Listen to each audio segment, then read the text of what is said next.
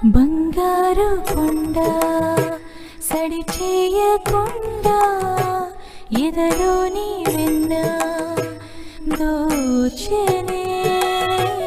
ఈ చోటు లాగే దోబుచులా